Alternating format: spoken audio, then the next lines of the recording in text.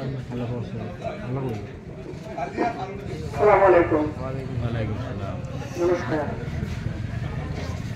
সম্মানীয় আজিৰ সভাৰ সভাপতি মহোদয়, মঞ্চত উপবিষ্ট বিশিষ্ট ব্যক্তিসকল, উলামায়ে একৰাম, যুৱক বন্ধুসকল, আজি মই নিৰ্বাচনী প্ৰচাৰত আহিছো।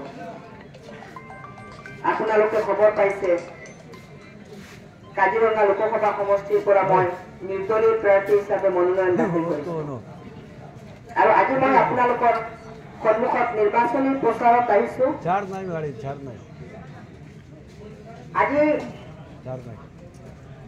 আপোনালোকক বেছি আজিৰ দিনত মানুহক বেছি ক'ব নালাগে, কাৰণ কম কথাতে ৰাইজে বহুত বেছি বুজি পায়, কাৰণ আমি প্ৰত্যেকজন মানুহ ছচিয়েল মিডিয়াৰ লগত জড়িত থাকো। মই